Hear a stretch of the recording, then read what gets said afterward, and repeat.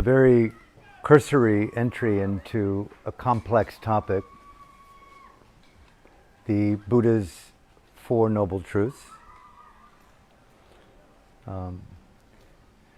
They say that all of the teachings of the Buddha could be found in those four truths. Very complex. Try to simplify them, keep it simple, and open it up for discussion. First truth is the truth of what's known as suffering. It's a very complex term, the Buddhist word dukkha. It's not easily understood as just simply suffering. Second truth is the cause of that dukkha. It's traditionally spoken about as grasping that leads to attachment. Attachment to beauty will lead to the suffering inherent in the decay of beauty on the terms of how you've determined it, unless that beauty shifts to something more timeless. You have a home and it's taken away from you and you're attached to the home, you'll suffer the results of that attachment to the loss of home. Call it natural. You're in love with someone who passes away. It's inevitable. We will end up in some form of loss and grieving and suffering. The second truth is grasping and attachment as the cause, and they articulate four domains of grasping and attachment. One is concepts, two is sense desire, three are rites and rituals, and four is the concept of self-identity as a form of attachment. The forms of suffering are threefold. The first noble truth, obviously the most overt form of suffering for most of us, is physical discomfort that results in mental torment. For example, if I had a need for a root canal right now without medication, that would be a source of torment. Typhoid without antibiotics is the living hell. Bronchitis without antibiotics, very painful. So we're living in heightened dependency to assuage primordial existing forms of affliction all the time. In the absence of that ability to ease that pain, we live in a type of hell. The Buddha was said to have articulated the different dimensions of suffering inherent in life, that if you don't have the right conditions to assuage them, you will really suffer. So it's not just the outlining of dimensions of struggle, but he articulates the cause, and the third noble truth being the freedom from those causes. And then the fourth truth being the various states of mind or practices that one can do to achieve freedom from those causes of suffering. And they're all very quite interrelated. They're cyclical, they're spiral, they're a lifetime journey.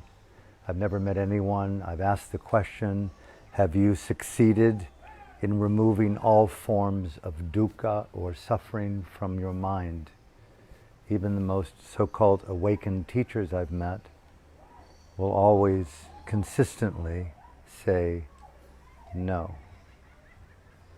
However, they will say, you can see for yourself a gradual diminishment of those sources over time if you apply yourself to the fourth truth, which is the application of mindful intelligence to achieve degrees of freedom from the causes of suffering.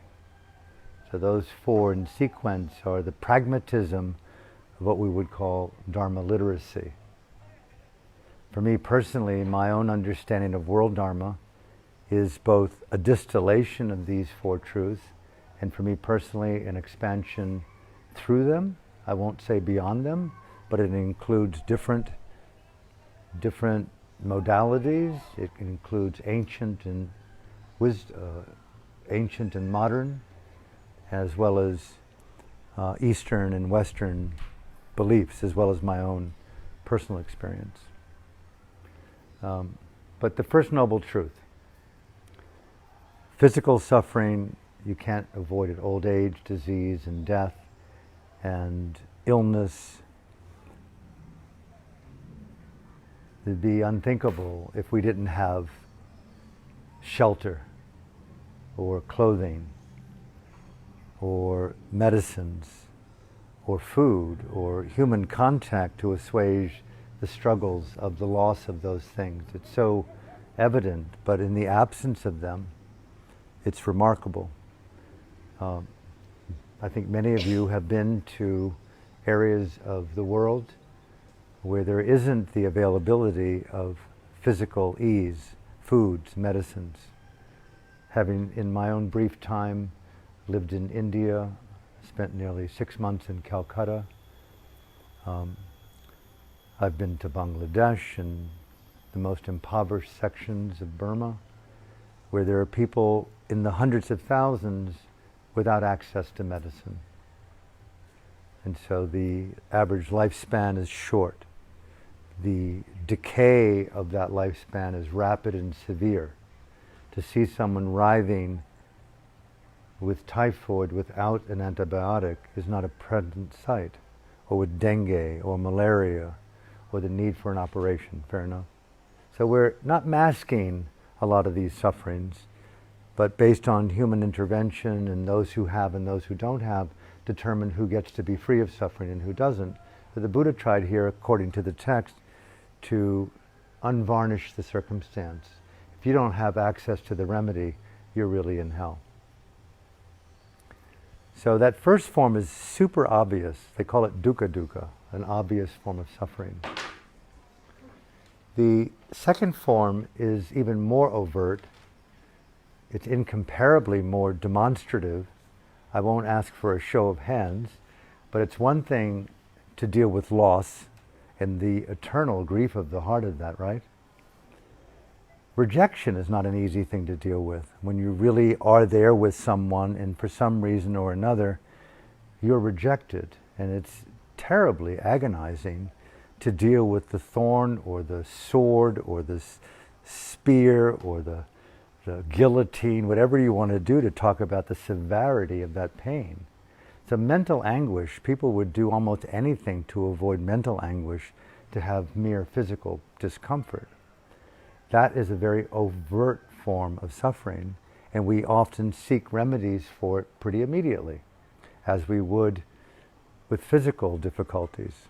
But the third most difficult form of suffering, which is very camouflaged, is that few of us understand, and I don't say that you don't, that everything is essentially living in an instability of conditions.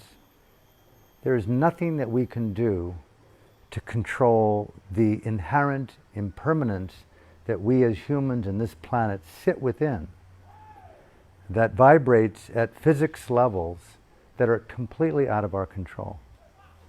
None of us can in any way, shape, or form prevent our death. And if we are attached to life, that's a very horrifying proposition. I don't know about you, but have you been near people who are really attached to life? It's the last thing in the world they want to see happen. They'll do almost anything to try to survive that. It's almost like perverse Twilight Zone satire. There's no amount of money that can buy that life back, on and on and on. But this sea of impermanence that we're stuck on is a very subtle, difficult thing to feel. Because we think that this human life is something that's really, okay, cool, I live at a certain frequency, we have comfortable choices, we have a fair amount of money, we're sort of young, not too old, we're still nimble, we can still walk, we can stretch, we can do yoga, we're very discerning in our taste. But to interrupt that flow with all of a sudden just simply the impermanence of perception, not many of us flirt or play with the possibility of losing our ability to hear. I did this on day one. You lost your hearing. I was still able to speak. the immeasurable sacredness of returning to the simple innate function of hearing is mind-boggling. They would do anything to accept that back and never in your life ever complain. If you could bargain with the Buddha or existential gods, please give me my hearing back. Yeah? Same with sight. Imagine not being able to see your lover, not to be able to see the world. Yes, people do it all the time, yeah? But it's not a very comfortable proposition. Yet we live in an anatomical, biological, psychical field of eternal changes where that could be taken from us at any second. And we live in denial of these things. The Buddha was saying, hey, listen, if you live in denial of it, it's fine, but when it goes, you're going to live in hell. Call it human all you want, but I'm here to teach an existential transformation that goes to the roots of these different dukkhas, which is very amazing. Not to mention, if you have any far-reaching compassion that considers a life other than your own, Alan, you'll see that there's life yet to be born, and they too have to suffer the same consequences. And guess what? I know that we're fearing the possibility of extinction, but the very planet itself is programmed to burn out. What does that say about your ability to really perceive the future of existence? You're in denial of the deeper dukkhas. Are you with me? So they play with you this way to see what you're capable of feeling. Not to mention, if you read the book A Future of Mankind by Michio Kaku, he's discerning 5 different degrees of already existing programmed in extinction. Life, the planet, the solar system, the galaxy, and the meta-galaxy, which they have names for, already determined to go extinct. So the whole book is built upon what is life, how to preserve life, how to take life out of the physical container, and what can we do compassionately to explore new dimensions of life, to plant that life, like a sperm and an embryo that gives life. Where can we take this collective life into a new dimension that doesn't lose life, rather than just having faith that life will coexist? I find that very fascinating. So it's a far-reaching adventure. Now, part of the dukkha story, it's coupled with far-reaching mystical adventure. So it's stretching you from one particular habitat into the opening of a mystical dimension. So these 3 dukkhas is very, very fascinating for me personally. You can't deny the physical forms of dukkha, you can't deny the afflictions of the emotions and psychologically through loss and rejection and grief, but this more impermanent level of a sandcastle of eternity that we're all built upon. Whenever I've done various things that have highlighted consciousness and really brought a mind-illuminating experience, I could not believe the transience of my molecular hand. I would look at my hand for an hour or 2, right? And go like, oh my God. It was like both awe and terror at the same time to see that which I thought was solid was nothing other than this kind of illusion of solidity. And I could see both birth and death in a second.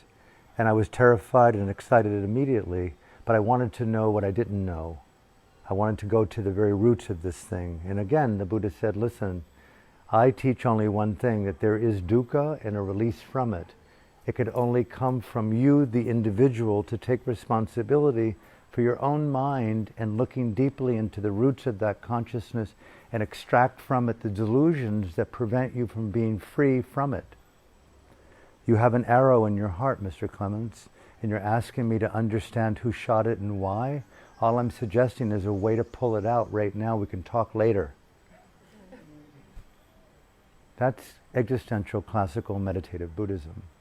Burma is rooted in that.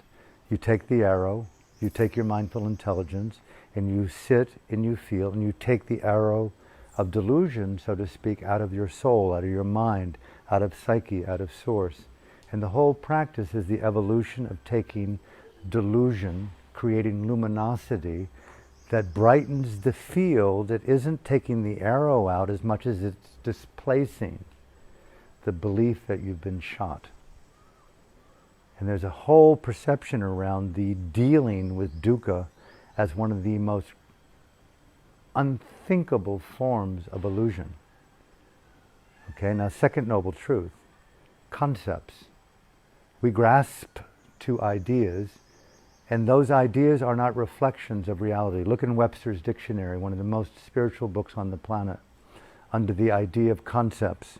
Concepts are ideas removed from reality, agreed upon by men and women to define something that's an illusion. A border between Canada and America. Okay, go there. You'll pass immigration, you'll pass customs, but you can't see it. It's not there. There is no Canada. There is no America. There's no Bali. There's no Indonesia. There's no Indian. They're placed upon land. Land doesn't know its name, right? It's an illusion within consciousness. If you grasp to these illusions, you live in the delusion of things and you miss the reality. You can swim all you want out of water, but when you're in water, you feel wet. You don't know whether it's Indian or Eastern or Mediterranean. It's just simply fucking water. And they both coexist, but the reality of living in reality is the issue here rather than the ideation of things. You look back in English history, those of you in Britain know this. 1602, the Time Calendar Change Act, where they took 12 days arbitrarily off the calendar. One of the first great mass protests in English history, people took to the streets chanting, "Why did you take our 12 days away?" There was no time, there was no calendar, there was no day, but isn't it real? But it's an illusion, it's a delusion. The idea of one of the more problematic ones that are hard to see is gender. When you close your eyes, it's very difficult to see whether there's a man or a woman there. There's a phenomenological process going on of consciousness, and it's hard to know whether anger is feminine or masculine. There are imposed ideas that may have a relative truth, but ultimately in this case it's an easy place to fuse, attach, grasp. Okay, pause. Got concepts down. You know, when I was in Hawaii living, I swam a lot, I snorkeled a lot. My partner and I went out into bays, it's crystal clear. We were living on the beach one time when we were quite young. There were a couple of Hawaiian families living there that were hunters. What they hunted were octopus. And how they went about it was to go out into the water without a weapon. And they would swim with their snorkel and their fins, and they would see down 20, 30 feet an octopus that was clinging to the rock, okay? And there they would swim down, and one by one they would take the tentacles off of the rock of the octopus. And where would they throw the octopus? On their back. And what would the octopus do by nature? Grasp, cling to something solid. They would go after another one. Where'd they put it? A family of octopus clinging to a man's back. 3, 4 of them. Swim to shore. Friends would take them off tentacle by tentacle. What would they do with them? Bang, bang, bang, bang. Chop, chop, chop, chop. Saute. Eat those suckers. I thought to myself way back then, why would an octopus cling to something that would bring it certain death? And you have to really examine probably its nature, right? You'd say it's just nature. It's just nature to grasp. And that's one of the follies and the illusions and the beauties of the Dharma, is that we naturalize things to create and to further our own suffering. But here the savant, the Dharma yogi, the student, the radical spiritualist is someone who doesn't want to live in ordinary. I want to know more of the hidden things, the why. And so we have to look down in those tentacles and to see what goes on in the psyche of the octopus to cling to something that's going to kill it. And I asked myself, why would I cling to something where I'm going to suffer? Except that there's a familiarity at the point of contact, and they call it the attachment to Vedena, Vedana. And in the habit of association with pleasant, unpleasant, and neutral feelings, we cling to that feeling and impose upon the object the source of that feeling. We think the back is the rock, but the familiarity is that it's comfortable, it's secure. We impose a euphemism upon a process as to our own denigration. So here we have to really look at how we hypnotize and create self-indoctrination by misinterpreting things and basically fooling ourselves, reinventing lies to substantiate why we need to suffer and call it transformation. Thank you, Margaret. I would never have gotten that out without you. And it's very, very hypnotic to be involved in shadow work, just like the octopus on a man's back. No offense. Had to say that. But the wiser one would understand, oh my goodness, the sensation, we talk about feeling, and this is why I go overtly onto the issue of intelligence between mindfulness and awareness, mindful, intelligent awareness. The octopus isn't as intelligent as the human here to discern the appropriateness. Is that really secure? Is that an appropriate place to be? Intelligently discerning the energy of familiarity, the repatterning of something. I'm going to recreate the very thing that I want to avoid. So grasping here is of one, concepts, ideation. This is why I go on and on about ontological activism. So much of the process is excavating the familiar or the habitual ideas that we have of self and other. And don't need to change them or us particularly, but re-examine the truth of the language. You will never survive a monastic setting with a good guide if you're not willing to self-inquire on what you mean by the meaning of something. What you mean by the meaning of something. So then we have sense desire, clinging to that. We have rites and rituals, thinking that, no offense to those who light incense, thinking it's going to change the world. It ain't. It's how you do it that changes, not what you do. And the last area of grasping is to self, a very subtle, nuanced consideration that's very rare to find in any theology around the world. What was very unique to existential Buddhism is that the source of ultimate suffering was the clinging to self-existence as separate from the whole of life. So the Buddha challenged classically the whole belief in self, Atman, or of soul, that it was a configuration of infinite conditions without centrality. Mindfulness and consciousness was an infinite intersubjective circuitry without a reference point to stability. We are configurations of mind and body where you cannot find central source. There's no God, no Atman, no soul, nothing permanent in the mind and body. Are you with me? That's very interesting, very, very challenging. Now, I don't want to be a deconstructionist here in the last 10 minutes of today's talk, but, take for example, a car. We have a beautiful, nice new Mercedes here, and everyone would agree it's a car, but all of a sudden we come back in 10 minutes, it's been disassembled, and where did the car go? There was no car in the first place. It's an agreed upon set of conditions by men and women to define an assembly of conditions that doesn't really exist. We use it skillfully and conventionally, but if you're attached to the car and it's been disassembled, you're going to lose a lot of precious sleep. The Buddha said the ultimate experience of enlightenment for him was to transcend the duality of self and other. So he called the enlightenment of his life the achievement of the deathless.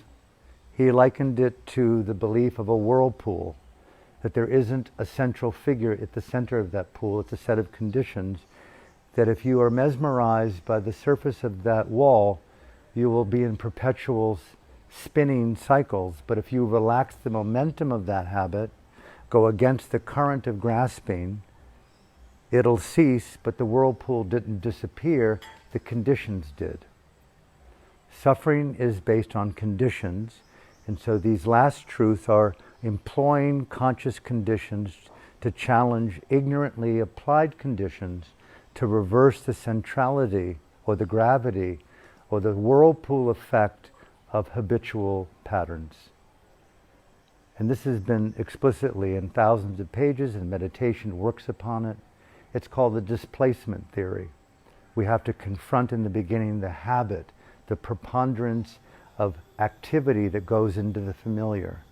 And so we're confronting the stream, challenging, resisting, watching, observing, feeling, being gentle, being open. But all of a sudden, it reverses, and all of a sudden these qualities of dealing with affliction are reversed into dealing with qualities of liberation. So they call this being now in the stream of freedom. And those of you who've meditated in longer term settings, even sometimes as short as a couple of days, but no longer than 6 to 12 days if you were to do that, even 5, 4, if you sustain the mindfulness and the concentration and the effort, all of a sudden those afflictive states of habit, of fear, of greed, of grieving, they disappear because the conditions for them are no longer present. You've infiltrated the flow of phenomena so acutely with high frequency mindfulness that they relax. It displaces the darkness with light. Next thing you know, you feel this upsurge of rapture. It's so much finer than sense desire and ordinary joy that you go, oh my God. I don't know how many of you have experienced that, but it transcends any form of psychedelic use, any kind of ecstatic sexual issues, although beautiful. But the rapture of a mindful mind that's focused and concentrated in the moment with the phenomena of non-grasping, the third noble truth, you're starting to see the frequency of freedom, and all of a sudden you go, oh my God, letting be is the road to overcoming dukkha. I would never have known this if I didn't just still the mind and focus it, concentrate it, be deliberate in the intention of repeating the action, disavowing myself from worldly thoughts about what's right and wrong, taking seriously the application of silence and focused effort, and all of a sudden you go, oh my God. And people there get very, very attached to being enlightened. You can see people, this is not uncommon in monasteries, it's common. You see people in the dark lit up, literally bright as light. They read people's minds, they tell their teachers, I'm clairvoyant, I'm telepathic. They feel like they're flying through the air. They just can't believe they've accessed this paradisical new state of inner consciousness based on 4 or 5 days of sustained mindful intelligence. That quickly, ideas of suffering disappear. They evaporate. What happens? The teacher says to you, grasping to anything is the source of dukkha. Every state of mind is a condition. If you relax the condition for it, it will cease. If the candle goes out because of wick or air or flame, there's no light. Stay mindful. Sir, I've got it down. It's just happening automatically. Next thing you know, a day goes by, they revert back to day 1 of their meditation.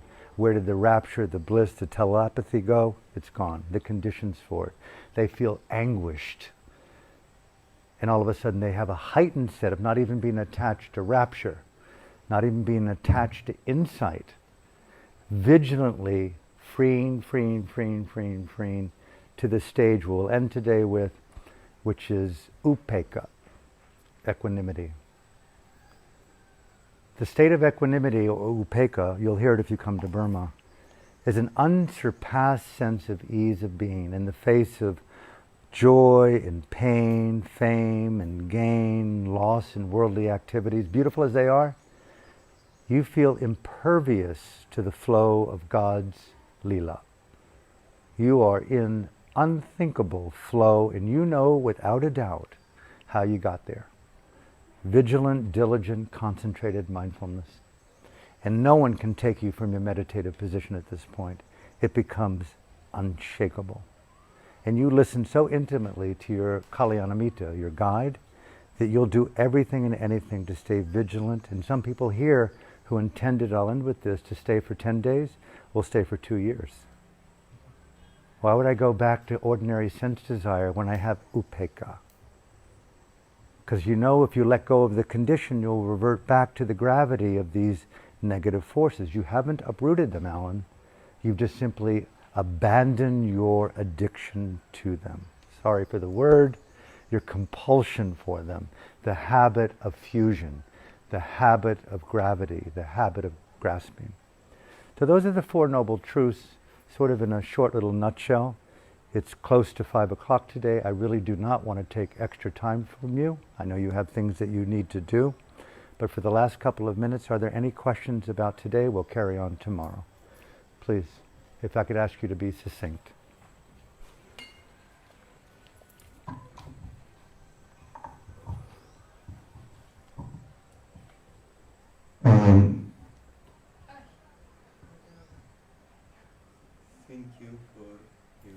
not hard. Thank you for your wisdom. And my question is about wisdom in balance. How do you choose to accept suffering? How do you choose to accept suffering or take action and eliminate suffering? So in my experience, when you accept suffering, it just disappears. When you accept what is, it disappears. Suffering disappears. But also, I have desire to make some action and change conditions. That's also necessary for our evolution. So, how do you maintain balance in your daily life? How do you choose whether to accept suffering or make some action and change conditions? How do you engage suffering? How do you change it? How do you live with it? Things along those lines. How do you... there are three things that I try to do from my own training background. They're known in the Buddhist language, Dana, Sila, and Bhavana. D-A-N-A means generosity, which by function of its presence disavows the mind of attachment. So we have a centrifugal force of self-attachment, self-orientation, giving in order to receive. Dana, the basis of Dharma literacy, is to live an affluent, heartful life that gives forth through thought, speech, and goods that which can assist others at the same time is your own meditation remedy for addressing your question, which is, how do I coexist with suffering in an intelligent, spiritual way? Dana is the first, to practice generosity. And to do it because it's right, because you like it. Not only because it's by function beneficial for someone else, which is cool. You win, they win, you win together. If you want to give and you feel that you have an expectation, there's a transactional accounting with that, which is you may not get what you want from what you give. So to try to do it freely without manipulation, and the more pure that we can give, the more beneficial it is for us, and the more it is for someone else, which is really cool. Secondly is Sila. I'll end with this. Sila is moral integrity, ethical courage, the ability to be more honest, to be more forthright, to be more disciplined, to be more transparent, to not commit as much as humanly possible transgressions in the name of our own needs, whether it be emotional, psychological, or sexual. To be very watchful of our speech and our thoughts and our physical behavior, to minimize, if not try to eliminate harmfulness in speech, thought, and action. In other words, to enhance and to secure life by not harming and killing it, that kind of thing. How do you spell that? Sila? Sila, S-I-L-A, Sila. And the last is Bhavana. B-H-A-V-N-A means the beautification of consciousness, that I'm choosing to consciously, mindfully, intelligently inhabit Dana, truthfulness, Sila, restraint, determination, conscience, integrity, human kindness, patience, the rare moment of compassion. I'm choosing to inhabit these bhavana states, beautiful states of consciousness. I'm an inner artist choosing my color of Dana with you to answer as best as I can your sincere question with my sincere response, so that you learn and I learn to strengthen our Sila, to be more trusting, ethically intelligent together, so that you and I are both practicing bhavana. So it's cyclical and immediate and evolutional. Dana, Sila, Bhavana are the ultimate safeguards against affliction and bringing joy and light and peace to life and this planet. That's what I've learned. So let's end for the day May I encourage you to take your notebooks home with you and to write, take time. We're halfway through. We have a half to go. It's very rare to have gotten 3 days like this. It took a lot of effort from Gemma and Terry and Ian and especially Samantha, and a little bit from myself to come here, and all of you to be here. May I encourage you to tell your friends, share on social media, whatever you need to do. Hey guys and girls, come. We need you. You're our family. Let's include and evolve our Bali trans-spiritual family. So, from my heart to yours, we'll begin tomorrow at 9. Please come if you can on time. Bring your friends. If you haven't yet filled out the online registration and you're coming back or you've been here, please do. There's things that I'll send you that will be valuable to you. If you don't mind, do that. It's on the website. Hope to see you tomorrow. And from my heart to yours, if you're out tonight, likely that I'll be up at Cafe, up on, I think it's Hanuman or Monkey Forest somewhere. I'll be there from around 7, maybe even earlier at 6:30. If you want to buy me a glass of wine, I'm more than open to that, maybe even dinner, but I'll be there hanging if you want to come out.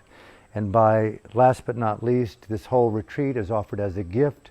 So if you feel moved to continue that gift so that we can do these in the future, there's a bowl out there. You can leave whatever you feel. Don't feel that you have to, but if you do, it's a genuine support of this work. So from my heart to yours, thank you for being here. See you tomorrow.